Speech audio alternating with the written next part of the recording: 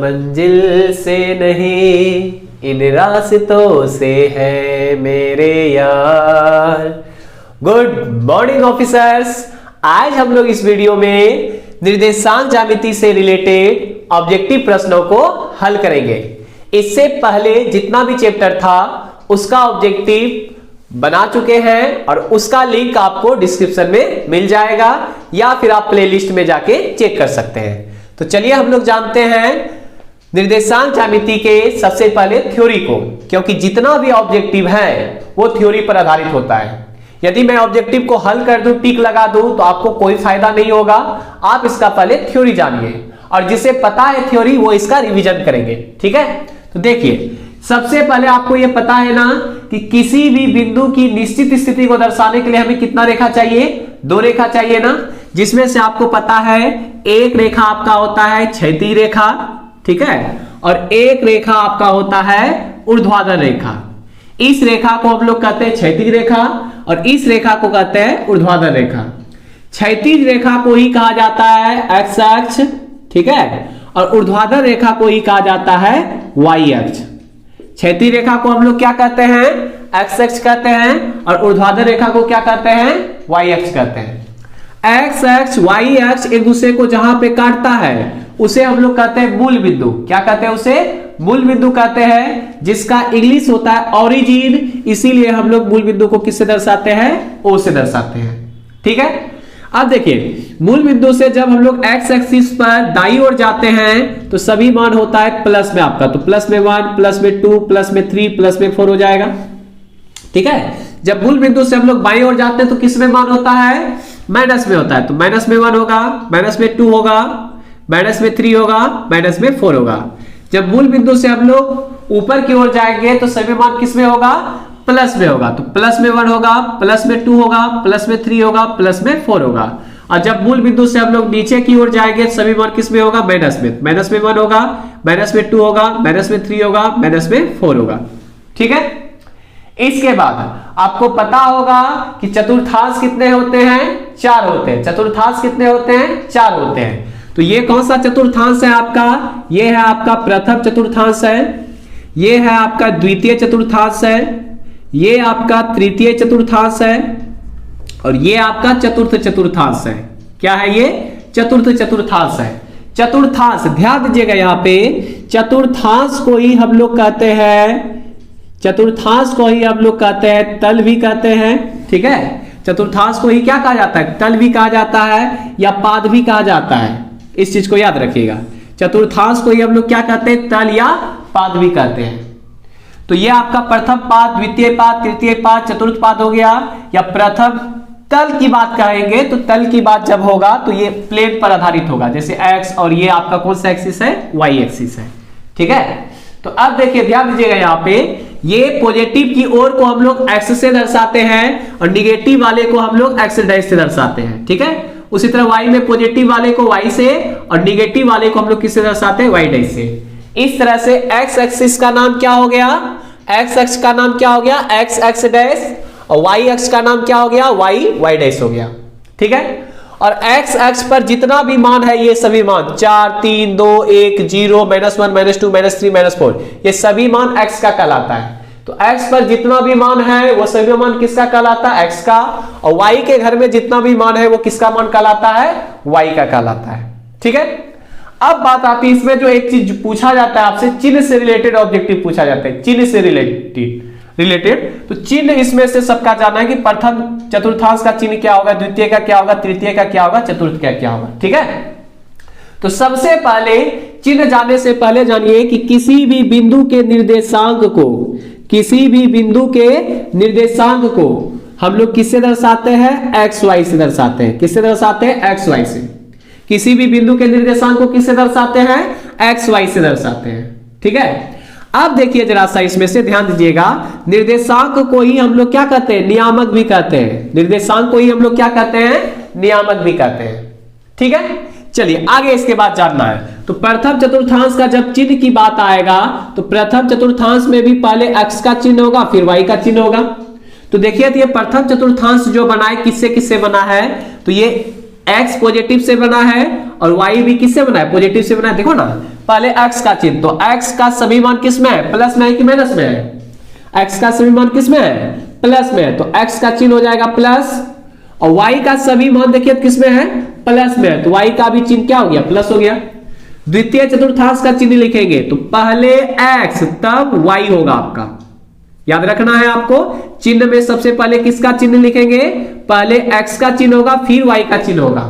तो देखो तो ये जो चतुर्थांश बना है x निगेटिव से बना है और y पॉजिटिव से बना है ना, तो इसलिए x का सभी मान किस में है, इधर माइनस में, तो x का चिन्ह हो गया माइनस, और y का सभी मान किस में है, प्लस में है, तो y का मान चिन्ह हो गया प्लस। तो सेकंड चतुर्थांश का चिन्ह क्या हो गया, माइनस प्लस। तृतीय चतुर्थांश का चिन्ह की बात होगा तो पहले x तब ना y, तो पहले x का चिन्ह दीजिए। तो देखिए तो x, ये वाला जो चतुर्थांश बना है x निगेटिव से बना है और y भी निगेटिव से बना है, तो इसका मतलब x का मान भी किस में होगा, माइनस में, और y का भी मान किस में होगा, माइनस में होगा।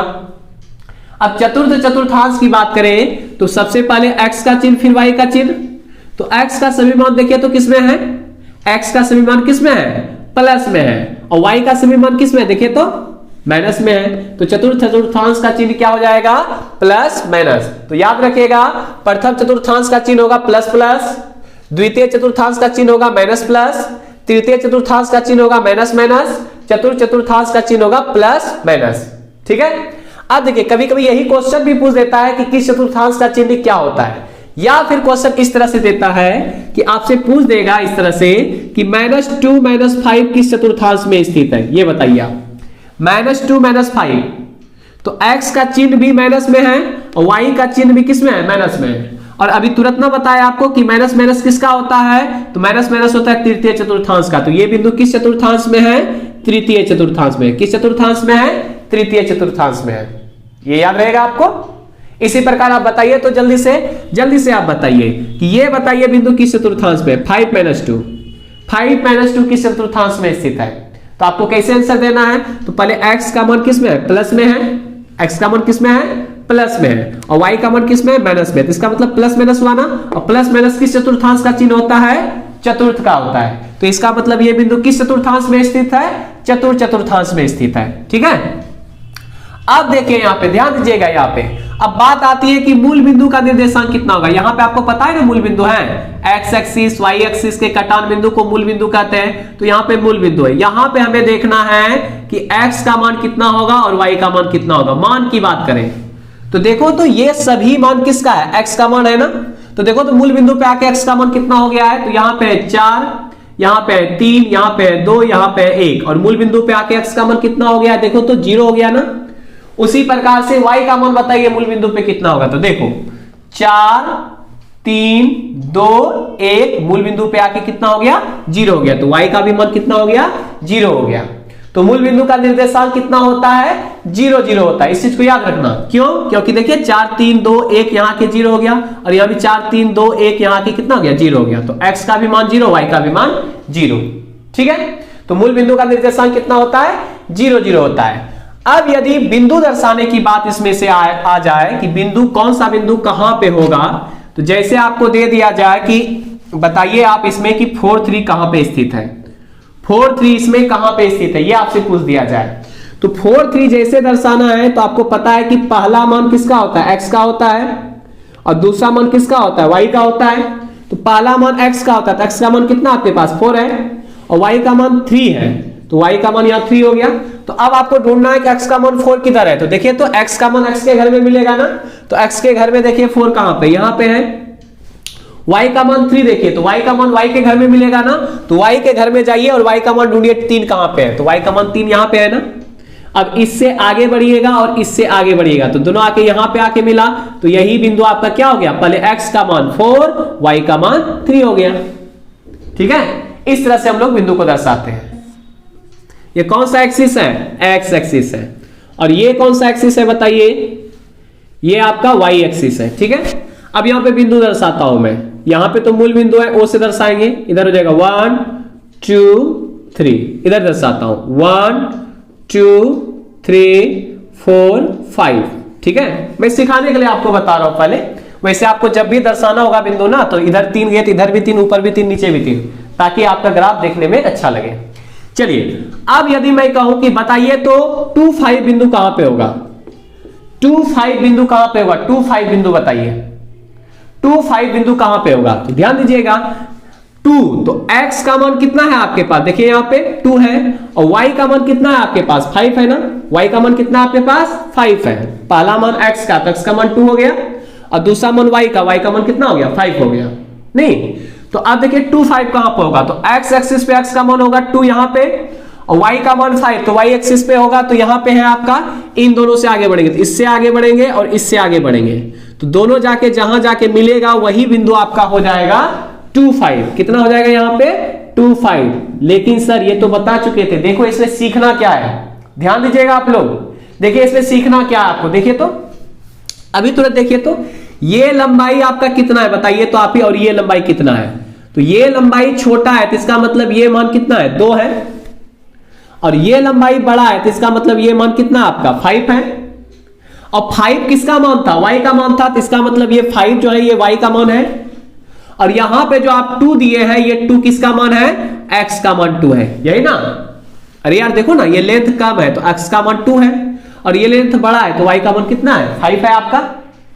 अब यहां से आपको देखना है कि यहां जो एक बात आती है आपके पास, x एक्स से दूरी, ध्यान दीजिएगा x अक्ष से दूरी क्या कहलाएगा, ठीक है, और y अक्ष से दूरी क्या कहलाएगा, ये जो बात आती है इसको समझने की कोशिश कीजिएगा। देखिए तो जरा सा ध्यान दीजिएगा, यहां से ध्यान देना, ये आपका x अक्ष है ना, ये आपका क्या है x अक्ष है, और ये जो यहां से आगे की ओर हम बढ़ रहे हैं, ये जो आगे की ओर जा रहा है लाइनिंग, ये बताइए तो ये मान किसका कहला रहा है y का मान कहला रहा है ना, यानी कि x एक्सिस से जो दूरी हम लोग जा रहे हैं, x एक्सिस से जो दूरी जा रहे हैं ये किसका मान कहला रहा है आपका y का मान कहला रहा है, और y के मान को ही हम लोग कहते हैं y निर्देशांक, y के मान को ही हम लोग क्या कहते हैं y निर्देशांक कहते हैं, तो ये y निर्देशांक ही है ना।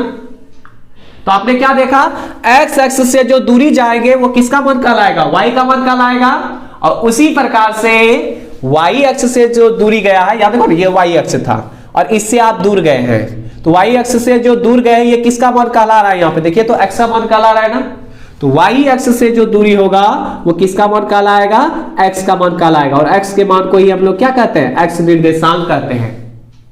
फिर से सुनिए, x एक्सिस से जो दूरी गए हैं ये किसका मान कहलाया आपका y का मान कहलाया, इसीलिए x एक्सिस से दूरी को हम लोग y निर्देशांक कहेंगे, और y अक्ष से जो देखिए ये y अक्ष था, इससे आप जो दूरी गई ये किसका मान कहलाया आपका x का मान कहलाया ना, तो इसीलिए y अक्ष से दूरी क्या कहलाएगा x निर्देशांक कहलाएगा।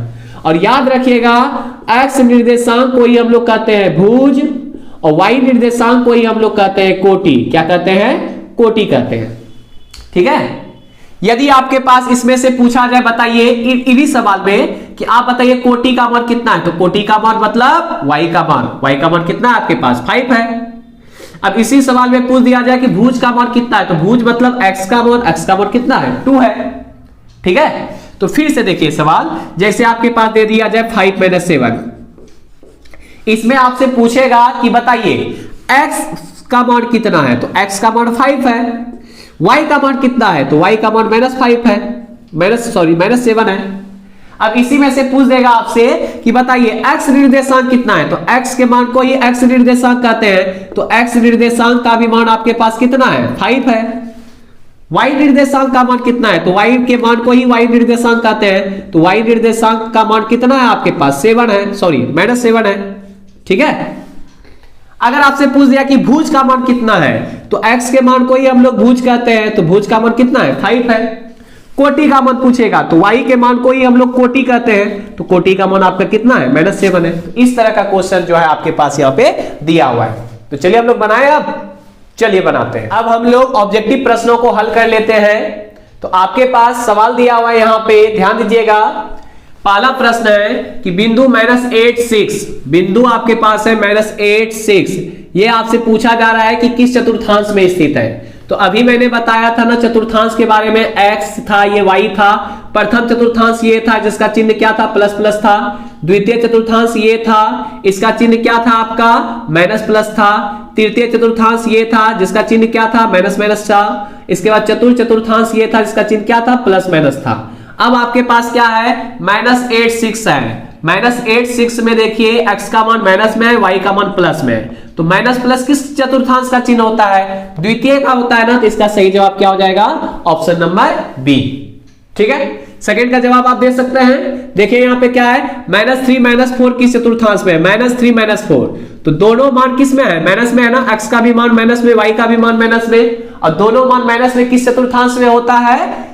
किस चतुर्थांश में? देखिए प्रथम, द्वितीय, तृतीय, किस चतुर्थांश में माइनस माइनस है? तीसरे चतुर्थांश में, इसीलिए इसका आंसर हो जाएगा कौन सा? तृतीय चतुर्थांश। ठीक है, इसके बाद नेक्स्ट क्वेश्चन है 3 नंबर, मूल बिंदु के निर्देशांक होते हैं, तो मूल बिंदु का निर्देशांक कितना होता है? 0 0 ना, तो मूल बिंदु का निर्देशांक हो जाएगा ऑप्शन नंबर ए 0 0। अगला प्रश्न है, किसी बिंदु की y अक्ष से दूरी, तो अभी जस्ट आपको बताए थे ना कि ये आपका y अक्ष है और ये आपका x अक्ष है, और आपको बताए थे ना कि y अक्ष से जो भी दूरी हम लोग जाएंगे वो किसका मान कहलाएगा? x का मान कहलाएगा। जैसे आपके पास यहां पे था, मान लीजिए यहाँ पे 4 है और यहाँ पे 2 है, तो अब देखो यहाँ पे बिंदु अगर कह दें हम लोग कि यहाँ पे आपके पास बिंदु है 2 4, देखो ना 2 4 है, देखो ना यहाँ पे 2 हो गया और यहाँ पे 1 2 3 और यहाँ पे 4 हो गया, और यहाँ पे 1 और 2 है, तो 2 4 में ये जो दूरी गए हैं बताइए, x का मान है ना, 2 की किसका मान है? ये x का मान है, यही दूरी ना यहाँ पे गए, तो y अक्ष से जो दूर जा रहे हैं हम लोग, ये किसका मान कहला रहा है? x का मान कहला रहा है, तो x के मान को ही हम लोग कहते हैं x निर्देशांक, या इसी को हम लोग कहते हैं भुज कहते हैं। तो इनमें से कोई भी ऑप्शन यदि आता कि y अक्ष से दूरी क्या कहलाएगा, तो कहलाएगा x निर्देशांक कहलाएगा, या क्या कहलाएगा? भुज कहलाएगा। तो ऑप्शन जैसा देगा उस तरह चुनेंगे, तो y अक्ष से दूरी क्या कहलाएगा? आपका x निर्देशांक कहलाएगा। तो देखिए ऑप्शन नंबर क्या हो जाएगा इसका सही? बी हो जाएगा, x निर्देशांक। ठीक है, इसी प्रकार से किसी बिंदु की x अक्ष से दूरी, तो x अक्ष से दूरी जो ये आप जा रहे थे, ये जो 4 गए, आप देखिए ना 4 किस में गए हैं? y के मान में 4 है यहाँ तक, तो y का मान 4 है, तो इसका मतलब ये डिस्टेंस किसका मान कहलाएगा? y का मान कहलाएगा, और y के मान को ही हम लोग क्या कहते हैं? y निर्देशांक कहते हैं, या इसी को हम लोग क्या कहते हैं? कोटि कहते हैं। तो अगर ऑप्शन में y निर्देशांक दिया हुआ है तो y निर्देशांक चुनेंगे, या फिर क्या चुनेंगे? कोटि। तो x अक्ष से दूरी क्या कहलाता है? आपका y निर्देशांक कहलाता है। तो इसका सही जवाब क्या हो जाएगा? ऑप्शन नंबर ए, y निर्देशांक। अगला है आपके पास 6 - 5 का भुज है, तो आपको बताए थे ना 6 - 5 में x का मान है आपके पास 6 और y का मान कितना है? -5 है, और x के मान को ही हम लोग भुज कहते हैं और y के मान को ही हम लोग कोटि कहते हैं। तो अब देखिए इसमें से पूछ क्या रहा था? भुज का मान पूछ रहा था, भुज मतलब x का मान, तो x का मान कितना आपके पास? 6 है, तो आंसर हो जाएगा 6। अब नेक्स्ट है आपके पास यहाँ पे देखिए, कार्तीय तल में स्थित किसी बिंदु, तो ये वाला जो तल कहलाता है जिसमें कि x एक्सिस और y एक्सिस को आप दर्शाते हैं, उसी तल को हम लोग कहते हैं कार्तीय तल। क्या कहते हैं उसे? कार्तीय तल कहते हैं। ठीक ना, अब कार्तीय तल में आपके पास एक बिंदु है 8 - 9, क्या है? 8 - 9 है। इसमें आपसे पूछ रहा है कोटि का मान क्या होगा, तो आपको पता है पहला मान x का, दूसरा मान y का, और y के मान को ही हम लोग क्या कहते हैं? कोटि कहते हैं ना, तो y का मान कितना है? -9 है, तो कोटि का मान कितना हो जाएगा? -9 हो जाएगा। तो इसका ऑप्शन नंबर कौन सा हो जाएगा? बी सही होगा। नेक्स्ट क्वेश्चन है आपके पास, किसी बिंदु -4 - 7 में y नियामक होगा, तो x देखिए आपको बताए थे ना, अभी जस्ट बताए थे कि निर्देशांक को ही हम लोग क्या कहते हैं? नियामक कहते हैं। क्या कहते हैं? नियामक। तो अगर x निर्देशांक है तो इसी को हम लोग x नियामक भी कहेंगे, ठीक है, या इसी को हम लोग क्या कहेंगे? भुज भी कहेंगे। तो आपके पास भुज का मान इसमें कितना देखिए -4 है ना, यानी कि x निर्देशांक या x नियामक या भुज का मान कितना है? -4 है। और उसी प्रकार से y निर्देशांक को ही हम लोग क्या कहते हैं? y नियामक कहते हैं, या इसी को हम लोग क्या कहते हैं? कोटि कहते हैं। तो कोटि का मान इसमें कितना देखिए -7 है। तो इनमें से कुछ भी अगर पूछता आपसे तो वो जवाब होता आपका। ठीक है, तो अब पूछ क्या रहा है आपसे? कुछ रहा है y नियामक कितना होगा, तो y नियामक मतलब y का मान, तो y का मान कितना आपके पास? -7 है। तो ऑप्शन नंबर क्या हो जाएगा? बी सही होगा। ठीक है।